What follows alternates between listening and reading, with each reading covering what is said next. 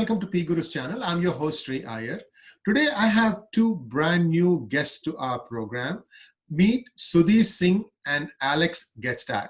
Sudhir and Alex, welcome to PGurus channel. Thank you, Sri Iyerji. This is Sudhir here. Thanks a lot again for inviting us to your channel. We've been getting a lot of good information through your channel and really very glad to be part of this channel today. Alex, welcome to our channel. Thank you. So a little bit of a background about these two distinguished gentlemen. They both live in the twin cities of St. Paul and Minneapolis, and they were involved in trying to educate the city council, trying to bring them up to date on what India's CAA was about and how it actually helps everybody. And we are going to hear from them in detail all their efforts and what transpired after that. But before I get into that, I want to introduce both of them properly. Sudhir Singh. Sudhir Singh is the founder of the Indic Foundation. Indic Foundation is focused on bringing the riches of Bharat to the rest of the world. Sudhir has been closely associated with spreading trade, collaboration, and policies that brings sustaining global partnership. He serves on many organizations and think tanks. In the past, Sudhir has played a leadership role in many Fortune 100 companies in the areas of business process design, management, and re-engineering. Sudhir is an electrical engineering graduate from IIT Kharagpur, India. Alex Gedstad. Alex is the executive director of the Indic Foundation. Alex's previous experience includes managing and consulting with local and statewide political campaigns, organizing action groups, and interviewing candidates for public office. He studied mechanical engineering at Dunwoody College of Technology. Alex was born and raised in St. Paul, Minnesota, and currently lives in Minneapolis. So, Sudhir Singh ji, I'd like to start this conversation with you. Now, you've lived in the Twin Cities for many, many years. Perhaps you can talk share a few things about how you've been there, how long you've been there, a little bit about the companies that you worked with, and your interest in working with the city council officials and so on and so forth. And I'll do the same thing after that with Alex. Sudhir, please go ahead. Thank you, Shriyaji. So I showed up in Twin Cities in 1993 when I had a job offer at a very young age in a company called Pillsbury. And it has been a wonderful journey. I got to Twin Cities, which is called St. Paul and Minneapolis together. Just a fabulous place of very nice people here and a very rich culture, which has maintained in Minnesota. When I took a deeper dive, I found that Minnesota has been a cradle as far as World War II and World War II in terms of many technologies it has developed before Silicon Valley took over. The whole agriculture revolution with places like General Mills, Cargill, Pillsbury, they're all here. We had the manufacturing revolution with Honeywell and 3M, they're all born here. And then with the life sciences, we had Boston Scientific, Guidant, Ab Laboratories. There are many things which has been happening in Twin Cities. It has still today the highest per capita Fortune 100 concentration. So being here in such a exciting place, I was really had opportunity to work with many of these companies here in town. And last few years, I've been working on something on energy and had many interaction with many cities. So when this city council resolution came, it looked like they were extremely misguided by some elements, and they did not have the right fact in front of them. And that's where we decided that we should do something about it, and made connection there with the city council through some of our partners in town. They helped us set up a meeting with the city council. We had brought all the facts in front of them, and they acknowledged a lot of stuff which we said, and we wanted to go to the root cause of the problem, where this thing is coming from. And what we found was they still have a lot of regard for India, a lot of good things they hear about India, but somehow they were extremely not on the same page here. So I think a lot of what I got out of this was we Indian American have to do a good job of really reaching out to the public official and tell them that, look, this is where India plays a role in this century, how this is a partnership which is developed. The US is the defining partnership for the century, and we need to really put all the facts together. And I think we have a lot of work ahead of us. And I think that's where that's what I learned working through the city official here. Thank you so much, Sudhirji. Alex, you have also had a fair amount of activity involved in trying to bring together all the stakeholders, trying to help put the Indic Foundation's viewpoint. Can you perhaps share your thoughts on, your beginnings? You've been a Minnesotan for a long time.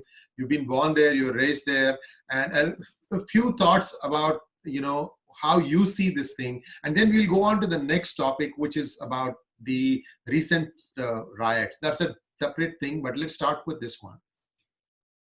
Well, it's my honor to be here in this interview. So when I went to Dunwoody College, I realized that we have a very critical role, the Twin Cities.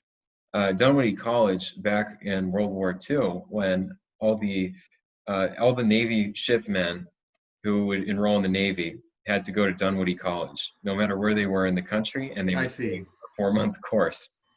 And it was really cool to be a part of that and be in the same building there. And I've also realized too, we, like Sudhir says, we have the most Fortune 500s per capita. Many people I know work for them. And it's a really just a nice place to live. There's no other place where you can walk from where you live to the orchestra or to a park or several parks and feel safe and feel like you're in a thriving city. So it's been a really great place to see. Of course, recently it's been a different situation, but it's been a really great place to live. And I've been to quite a few cities in America and a few around the world too. But since then, it's been really interesting to see what's happening in India, to see the great amount of development that has come since 2014 and previously also. And it's a partnership that we want to see thrive, especially when I see China, which has been a big manufacturing partner to us over the years, change. So it's going to be really interesting as we move to see what happens. And I hope that this partnership between what would you say, the most powerful democracy right now at this point and the most populous democracy, I really want to see this thrive. It's going to be very, That was a wonderful perspective, Alex. Now, so the resolution was passed, unfortunately, unanimously, which I thought was very ironic. I mean, there were people that I thought there would at least abstain from voting, but that did not happen. So whatever be the reasons, the most important takeaway here, and I think Sudhirji, you hit it on the head, you hit the nail on the head. You said that Indian Americans need to improve their communication, their messaging in terms of, explaining what exactly is happening in India. And it was really a surprise when CAA has been painted exactly 180 degrees opposite of what it actually intends to do. Now, let's hope that the awareness that we brought about in the Twin Cities spreads to the other parts of United States, because I'm hearing that many other cities are considering the same kind of a resolution. What struck me was the close to identical language of the resolution between what was passed in Seattle and now in the Twin Cities. So clearly somebody has a template, and they are using that template to try and spread misinformation across the country.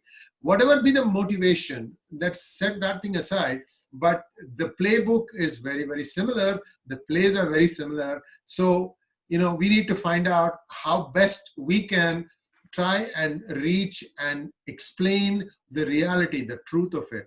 So let's move from the CAA bill resolution to what has been playing out in an unrelated, but it sort of tells you what's happening in Main Street America, if you will. So you had the incidents of one gentleman being accosted or held by 4 police officers, and one of them actually has his knee at the neck of the person that he was trying to hold him down, and that person can be heard saying that, I can't breathe, I can't breathe. And unfortunately that person dies a few days later or a few minutes later. I don't know the exact details. Perhaps you two can, being there from the city, you have had a ringside view of this. Perhaps you guys can share the factual parts of what has happened now. And now, once that event happened, after that, there's been a lot of flare-ups across the country, and perhaps you can help us understand the core of this issue, and then we'll take it from there. So this time, I don't know, Alex, would you like to go first? And then Sudhirji can come in and add up at the end. Alex, why don't you go ahead? Yeah, sure. So it's been interesting because I live about 3 miles north of the site where all of this went down, about 4 miles north of where George Floyd was killed, and then 3 miles north of the biggest riots and biggest looting and the burning down of a 6-story construction site. So it's quite interesting. I think most of us know at this point, I mean, your viewers can go look at the video and go to the city of Minneapolis website and look at the reports and police incident report and all the videos and the body cam footage and everything like that. But being there and living there, hearing gunshots outside of my home and flashbangs and protesters marching past my apartment, it's been a change in the fabric of our city for sure. And over the past few days since Tuesday evening, there have been, I mean, businesses left and right have been getting burned down. And it's been painful for most of us to watch because I've been born and raised in this region. And in St. Paul too, about 170 businesses were destroyed. That was the last afternoon. I don't know what happened tonight. So, but instead it's important to talk about India according to the city council. That's the message that I've been receiving, and I, disappointed on that. And as far as what my perspective has been, just seeing the way that America has gone, again, I never like to take political sides here, and that's not what I'm about here. But it seems like city councils around, like in Seattle and St. Paul, have been focused on what I call moral posturing, and so it feels very validating for me when I went down to the protests back when they were peaceful. I did visit, and it feels good to be among a community that is speaking out about something. When it gets to something which is when you're elected by the citizens to serve at a particular level in the government, especially America, which is regarded as the world's police, to disregard the levels above you and start talking about another country, I see it as a kind of an abuse of the office, if you will. And it's something which makes everybody in that city council who says, no, we shouldn't be doing this, it makes them look bad, which is exactly, I think, the point of moral posturing. It makes anybody who says, well, this is not our office, it makes them feel like they're part of the oppressor, the offender, and that's, which is a separate conversation altogether, but that's not something they should be involved in. And they should be focused on the issues of our city, which apparently was a ticking time bomb waiting to happen. And two, they're all aligned. The stars are aligned for the city council also, because they're all in the same party as the senator that they've elected and the congresswoman for both CD4 and CD5, the congressional districts of St. Paul, Minneapolis. So they're really going much farther. And as far as we know, they didn't consult Senator Klobuchar or Congresswoman McCollum, who are supposed to represent them on these issues. So it's that's my take on it. Thank you very much, Alex. And Sudhirji, lay this thing out for us. See, we all got, perhaps partial snapshots of what really played out.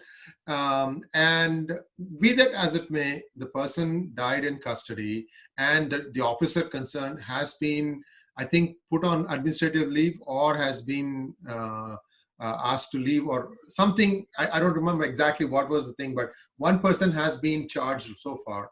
Now, past that, now there is anger in the streets that's on display.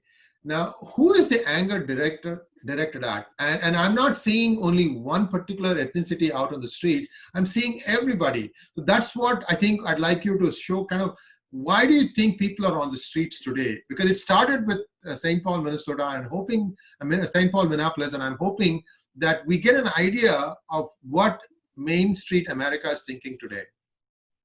So this is where, the CA and the recent event in streets of Minneapolis and also India and US, they all come together here. And what I know is that for sure there is systematic problem. Obviously America is the oldest democracy and is still trying to improve and all that. I think there's acknowledgement across the spectrum now. There's a elephant in the room. Nobody wanted to talk, and that's where India and America can work together here. It's a journey which Dr. King undertook in 50s about Gandhi's method of nonviolence and how it has changed America. I think, and subsequent to that, Steve Jobs took the same journey, so has Mark Zuckerberg. I think the politicians of our age have also had to do that, and we as Indian American have to really empower them and really facilitate that journey, because that's where when they go to India and see how these 6 races, it's not just 2 races how they should live in America, but 6 races for centuries have lived in India. How India, which is 1/10 of the US economy, 4 times the population, is able to put up with all this different sets of challenges, and why this partnership with the world greatest democracy and the largest democracy is the way a lot of world problem can be solved here. So what happened in the street of Minneapolis is what I would say was very, very unfortunate. It was it's something nobody could agree with, but I think there's a positive side to that. As Minnesota has always been a leader on many fronts here, which I was telling you about, I think this incident would change Minnesota. It will change America, and there are many voices would come out, and basically this is the beginning of a major trend which we'll see in our lifetime here. And that's where we as Indian American also have to play our role here, and really encourage this evolution, which I think the world needs to see, to make sure this sets of issues are really taken, are solved for humanity. So that's where I would see that this is my perspective. What happened in the city council, what happened in the street of Minneapolis, how India has put up with this for thousands and thousands of years. And I think, so I'm very optimistic about this for the future here. I couldn't agree with you more, Sudhirji and Alex. And let me give my 2 cents to this whole thing before we sign off on this conversation, because many viewers may not know this, but in the 2016 presidential elections, Hillary Clinton carried the state of Minnesota by 45,000 votes. And if you look at the demographics of how she won, the Twin Cities, which is where most of the population is concentrated, voted Democratic, and most of rural Minnesota voted Republican, and the margins were very, very close. Now, somehow I feel like this thing about politics has also crept into this, whereas what should have been looked at was a basic law and order problem, should have taken care of that, because those small business owners, they're already reeling from COVID. They're already reeling from the e-commerce giants who have made it much, much easier to buy things. And now on top of that, you have this problem. Where are they going to find the recourse? So these are all things, when mob gets angry, a lot of things get blinded. They just want to lash out at whatever it is. I'm just saying that a lot of this stuff which has come from spirituality, that what you get from looking at India. For example, one of the earliest synagogues was built in India. One of the earliest churches was built in India. One of the earliest mosques was built in India. And that country was primarily a Hindu Rashtra, a Hindu land for thousands of years. We don't even know where it started. We know that it's going to be there for a long, long time to come. And that spirituality part, where they know how to take everybody along and live in harmony, is something that India can give to America and the rest of the world. And I hope that we have such conversations in the future where we can try and present this part of the dharma that is existing in India, and people can see for themselves what happened at times of crisis, especially when you feel really angry and you want to take it out on someone. What do you really need to do? First, we need to understand, what is it directed against? I mean, I don't want to get into that part too long, but there is definitely something that India has to offer for the rest of the world. Thank you so much, Sudhir and Alex, for sharing your thoughts. And we'll be back with more interesting news like this, and we'll touch base with you again, perhaps in 4 or 5 weeks' time, as we see how the presidential elections unfold. Certainly, I think Minnesota is going to be one of those states which the world is going to be keenly watching, because I think this race is going to tighten up. I hate to inject politics into what is essentially a human problem, but be that as it may, you can never rule these things out. So that's it for you for today. And thank you very much once again. And we'll talk to you later again. Namaskar. Namaskar, Sherry. It was a pleasure talking to you. Thank you. Thank you. Thank you, Alex.